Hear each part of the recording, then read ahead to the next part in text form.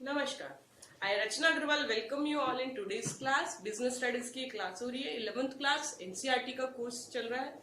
उसका ये जो टॉपिक मैंने लिया है वो है forms of business organisation. Business organisation के वेरियस फॉर्म्स होते हैं, इसके बारे में मैं ऑलरेडी एक वीडियो बना चुकी हूँ। आई होप आप सभी ने वो वॉच किया होगा। If not, I request you should watch it ताकि आपके कॉन्सेप्ट्स क्लियर हो सके। I hope you have taken pen paper along with you so that you can write whatever I just discuss in this class along with the board के अलावा भी जो मैं कुछ बोलती हूँ उससे रिलेटेड आप कुछ इंपॉर्टेंट पॉइंट्स नोट कर रहे होंगे। सोल प्रोप्राइटरशिप क्या होता है my dear and viewer students? Sole proprietor एक बहुत popular form of business organisation है। बहुत सुटेबल होता है स्मॉल स्केल के लिए। अगर आप अपना बिजनेस को स्टार्ट करना चाहते हैं, स्पेशली जब आप बिजनेस फील्ड के अंदर न्यू हैं, आपके इनिशियल ईयर्स के अंदर ये बहुत फ्रूटफुल होता है सोल प्रोप्राइटरशिप। सोल प्रोप्राइटर के अंदर एक ही बिजनेस क्योंकि बिजनेस को कैरी करता है। मैंने आपको कल मीनिंग बताया था। सोल मतलब सिंगल ओनर, प्रोप्राइटर मतलब होता है ओनर। तो सिंगल ओनर होता है बिजनेस को कंप्लीटली, वो खुद एक्सक्लूसिवली खुद ही उसको कैरी ऑन करता है। वही बिजनेस का ओनर होता है, वही बिजनेस में कैपिटल लगाता है, हर एक्टिविटी को वही ऑर्गेनाइज करता है। Single person, one man show होता है, वही हर चीज को मैनेज करता है, सब चीजों की रिस्पॉन्सिबिलिटीज बियर करता है। सारे प्रॉफिट्स और लॉसेस एक ही बंदे के होते हैं।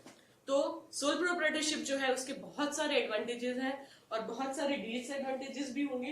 तो अगर आपके बुक के अंदर क्वेश्चन आता है कि advantages and disadvantages, benefits and limitations, merits और demerits, then it is the same one only. Advantages क्या होते हैं? The very first one is easy to form and dissolve.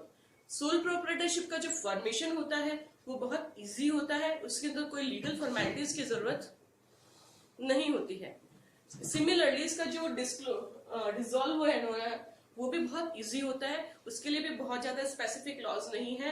बस आपको फर्म के डेब्ट्स को पे कर देना है और वो डिसॉल्व हो जाती है। It can be easily dissolve bye paying back it's debts. Sole proprietor को डिजायर जब भी उसका मन हुआ वो उसको लीगल फॉर्मेलिटीज के बिना बंद कर सकता है। बस एक ही चीज का ध्यान रखना है कि वो फर्म की जितने भी डेब्ट्स हैं उनको वो पे ऑफ कर दे। Then comes the next one is quick decision making. Sole proprietor क्योंकि एक ही बिजनेस के अंदर, फर्म के अंदर ओनर होता है, तो वो इस चीज की डिग्री ऑफ फ्रीडम को वो अच्छे से एंजॉय कर पाता है। सारे डिसीजंस वो खुद जल्दी ले पाता है, प्रॉम्प्टली ले पाता है, क्योंकि किसी और के साथ में उसको कंसल्टेशन की जरूरत नहीं होती है। इसका टाइम सेव होता है। मार्केट के अपॉर्चुनिटीज को वो एज एंड व्हेन जब चाहे अराइज होती है उनको ग्रैब कर सकता है। Then comes the next one is confidentiality या फिर सीक्रेसी। आपकी सीक्रेसी फर्म की बनी रहती है, कॉन्फिडेंशियलिटी ऑफ इंफॉर्मेशन रहती है, क्योंकि आप अकेले ही डिसीजन लेने वाले आते हैं। You are the single authority. तो प्रोप्राइटर जो होता है उसके पास में जितनी भी इंफॉर्मेशन होती है वो अपने तक ही रख सकता है, कॉन्फिडेंशियल रख सकता है, उनको सीक्रेसी को मेंटेन कर सकता है। एक सोल ट्रेडर जो होता है, क्योंकि उसको बहुत ज्यादा लॉ के अकॉर्डिंग अकाउंट्स को बनाने की जरूरत नहीं होती, बहुत लंबा चौड़ा प्रोसीजर, बहुत लेंथी प्रोसीजर उसको फॉलो नहीं करना होता है, तो कोई लीगल कंपल्सन नहीं है कि वो अपने अकाउंट्स को किसी भी न्यूज़पेपर में या किसी भी आर्टिकल, मैगजीन के अंदर वो पब्लिश किया करे। तो उसके जो भी डिसीजंस होते हैं वो उसी तक रहते हैं, किसी के साथ उसको शेयर नहीं करना होता है। तो उसके लिए बहुत इजी हो जाता है सोल प्रोप्राइटर के लिए कि अपनी सीक्रेसी को मेंटेन रखे और अपनी कॉम्पिटिटिव स्ट्रेंथ को मेंटेन रखे, इजीली सर्वाइव करे। अपने इंटरनल बातों को कहीं बाहर वो शेयर नहीं कर सकता, तो उसकी इंटरनल सीक्रेसी या कॉन्फिडेंशियलिटी जो है ऑर्गेनाइजेशन में वो बनी रहती है। Then comes the next one is direct incentive. Direct incentive होता है मतलब कि उसको आप समझिएगा, उसको जितना भी वो एफर्ट्स करता है उसका सारा बेनिफिट वो खुद ही अकेला ही सोल रेसिपिएंट होता है। जितना भी वो एफर्ट करेगा, the need to share profit does not arise. उसको किसी के साथ शेयर तो करना नहीं है प्रॉफिट, तो सिंगल ओनर के साथ ही उसका प्रॉफिट होना है। तो वो जितने एफर्ट्स करेगा, मैक्सिमम एफर्ट करेगा, तो उसको मैक्सिमम रिजल्ट मिलेगा। प्रॉफिट्स का जो भी हार्ड, जितना भी वो वर्क हार्ड करेगा वो उतना ही उसको बेनिफिट मिलेगा। In sole proprietorship form there is direct relationship between the efforts and rewards, which means if proprietor puts extra efforts then profit increases and proprietor gets extra income। अगर वो extra efforts करता है तो उसको extra income मिल जाती है। तो जो सोल प्रोप्राइटर होता है वो हमेशा मोटिवेटेड रहता है एक्स्ट्रा वर्क करने के लिए, क्योंकि अगर वो एक्स्ट्रा वर्क करेगा तो उसको एक्स्ट्रा रिवार्ड मिलेगा। ठीक है। Then comes the next one is sense of accomplishment. Sense of accomplishment मतलब संतुष्टि का उसके मन में भाव रहता है, पर्सनल सेटिस्फेक्शन उसके अंदर रहता है कि वो जो कर रहा है उसकी जब जितनी इच्छा है उतना एफर्ट्स वो कर रहा है, जितना मैक्सिमम चाहिए। तो ये एक फैक्ट हो जाता है कि वो अपने बिजनेस के सक्सेस के लिए 100% अगर कंट्रीब्यूट कर रहा है तो उसको मन में सेल्फ सेटिस्फेक्शन रहता है ना। और इंडिविजुअल के अंदर अकम्पलिशमेंट की एक फीलिंग होती है, कॉन्फिडेंस होती है, एक एबिलिटी को ग्रो करने की, वो उसके अंदर हमेशा बनी रहती है। उसके बाद में एडवांटेजेस जब हम लोगों ने देख लिए हैं तो हम नेक्स्ट पॉइंट देखते हैं लिमिटेशंस के। एज यू नो कि बहुत सारे एडवांटेजेस हैं सोल प्रोप्राइटरशिप के, but it is also one of the form of organisation that is not free from limitations. इस संसार में शायद ही कुछ ऐसी चीजें हैं जिनकी लिमिटेशंस नहीं होती हैं। उनमें से कुछ लिमिटेशंस जो है मैं आप लोगों के साथ में शेयर करने वाली हूँ सोल प्रोप्राइटरशिप। नंबर 1 जो है वो है लिमिटेड रिसोर्सेज क्योंकि लिमिटेड होते हैं, उसकी अपनी पर्सनल सेविंग्स को ही वो यूज करता है या किसी से वो डेब्ट्स लेता है, शॉर्ट डेब्ट्स जो लेता है, तो वो उसके पास जो रिसोर्सेज जो होते हैं हम कह सकते हैं लिमिटेड होते हैं। बैंक या जो कोई और भी लैंडिंग इंस्टीट्यूशंस होती है वो लॉन्ग टर्म या बड़ा अमाउंट का सोल प्रोप्राइटर को अमाउंट लोन नहीं दे सकती है क्योंकि उसके पास रिसोर्सेज नहीं होते हैं। तो लैक ऑफ रिसोर्सेज जो होता है इसका एक one of the major reason होता है जिसकी वजह से इसके साइज को अगर ग्रो उसको करना होता है तो वो डिफिकल्ट हो जाता है। इसीलिए जनरली जो सोल प्रोप्राइटर की साइज होती है वो स्मॉल रहती है। Then comes the next one.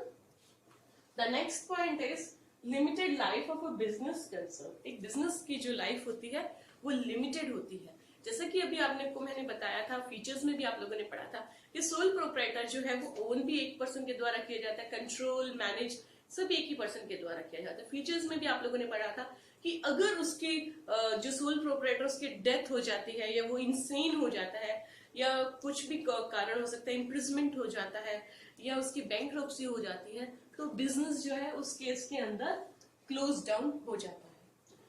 एक जो मेजर इसकी लिमिटेशन आप कह सकते हो, जो मेजर लिमिटेशन है वो है अनलिमिटेड लायबिलिटी। लायबिलिटी जो होती है ना वो अनलिमिटेड होती है। किस तरीके से अनलिमिटेड होती है उसकी लायबिलिटी?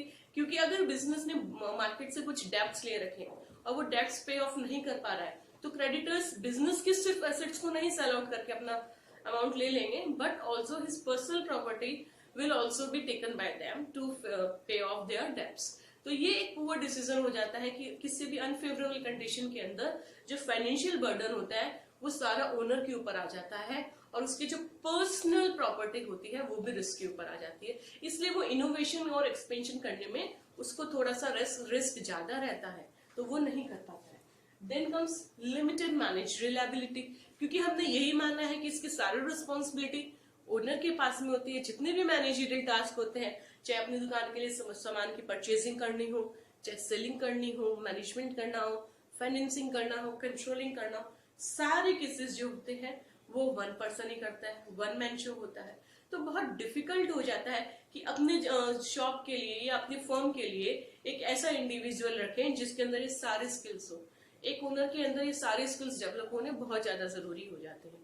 तो इस वजह से हम कह सकते हैं कि सोल प्रोप्राइटरशिप के अंदर क्योंकि लिमिटेड रिसोर्सेज होते हैं, सोल प्रोप्राइटर जो होता है इतना स्किल्ड स्टाफ नहीं रख सकता है अपनी फर्म के अंदर जिसके अंदर ये सारे टैलेंटेड हो, सारी टैलेंट्स उसके अंदर हो।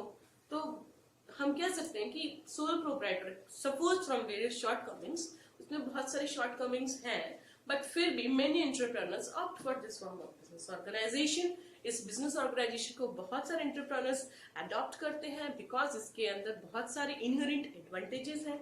तो हम ये कह सकते हैं इसके अंदर इनहेरेंट एडवांटेजेस जैसे इसके अंदर कैपिटल कम लगती है, मैनेजमेंट एक स्मॉल स्केल के ऊपर आप कर सकते हो, आप अपनी स्किल्स को डेवलप करते हो, अपने एंटरप्रेन्योर स्किल्स को। तो इस तरीके से हम कह सकते हैं कि it requires less amount of capital, it is best suited for business which are carried out on a small scale and where customers demand personalised services. So my dear students, this was all about the sole proprietorship. इसकी meaning, definition और introduction में आपको first part के अंदर दे चुकी हूँ, है ना। इसके बाद में इसके मैं एडवांटेजेस आपके साथ में डिस्कस कर चुकी हूँ। जो एडवांटेजेस थे, जो फर्स्ट एडवांटेज था वो था easy to form and dissolve. इसका फॉर्मेशन और डिसोल्यूशन दोनों बहुत इजी होता है। फिर डिसीजन मेकिंग क्योंकि सोल प्रोप्राइटर के हाथ में ही होता है तो वो इजी हो जाता है। सीक्रेसी इसके अंदर रहती है, आपको किसी को पब्लिश नहीं करने अपनी डॉक्यूमेंट्स को।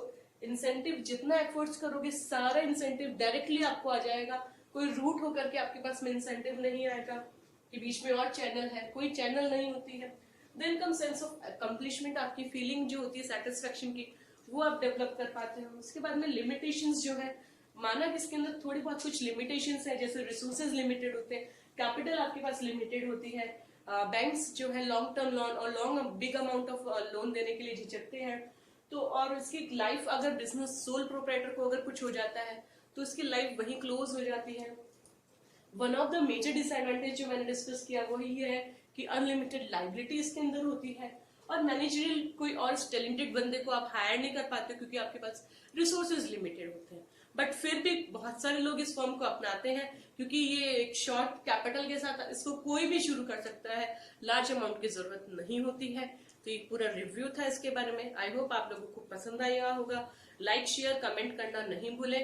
आई hope you have already subscribe my channel. अगर नहीं किया है तो प्लीज सब्सक्राइब इट नाउ। धन्यवाद।